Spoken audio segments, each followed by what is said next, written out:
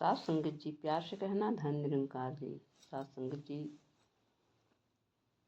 आज राशि नम्रता एवं सहनशीलता पर कुछ प्रकाश डालना चाहती है, प्रयास करेगी। साथ संगत जी, हमारे अंदर हर एक के लिए मन में झुकाव होना चाहिए। सब में हम परमात्मा का रूप ही देखें, सबको परमात्मा का रूप देखते हुए सबका हम नमस्कार करें। साथ संगत जी, जब ये गुण हमारे अंदर धीरे धीरे आ जाते हैं तो हम उस पेड़ की भांति विशाल होते हुए भी झुके होते हैं। जैसे एक पेड़ जो है मिट्टी से बहुत सारी ताकत को लेकर के ऊंचाइयों को प्राप्त करता है, लेकिन फिर भी जब उसमें और गुण आ जाते हैं तो फल लगने के बावजूद भी झुकता चला जाता है।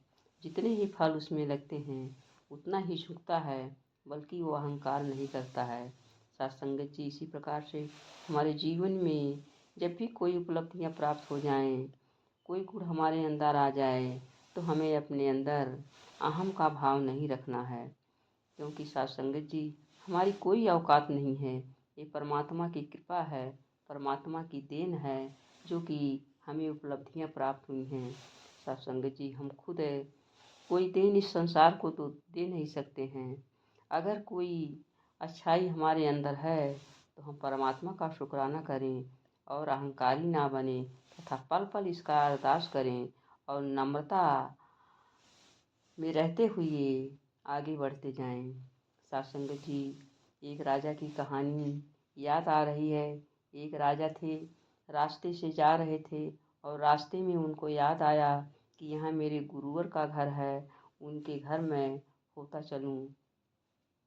फिर वह सोचते हैं कि कार्य शुरू करने से पहले मैं अपने गुरु को नमस्कार करके आऊँ।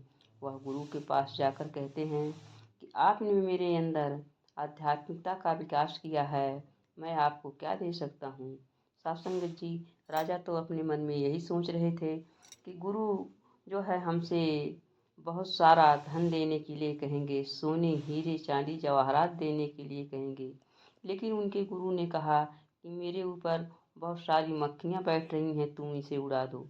राजा सोचने लगा, ये तो गुरुवर ने कुछ भी नहीं मांगा, यह काम तो कोई भी कर सकता था, मक्खियाँ उड़ाना कौन सी बड़ी भारी बात है।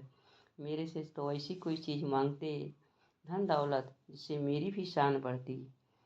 साथ संगत जी, लेकिन राजा गुरु के आदेश का पालन किया, वह उनकी मक्खियों को उड़ाने लगा।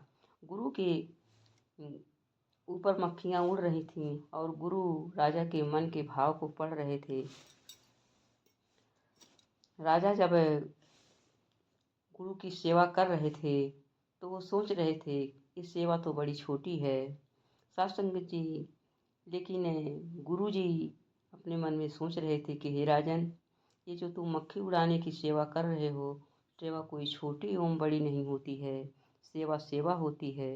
नम्रता में की गई सेवा ही गुरु को परवान होती है। साथ संगत जी, कहने का भाव है कि हमें जो भी गुरु का आदेश आए, चाहे वो कार्य छोटा हो चाहे बड़ा हो, क्योंकि कार्य छोटे बड़े नहीं होते हैं, हमें नम्रता पूर्वक उसको करते चले जाना चाहिए।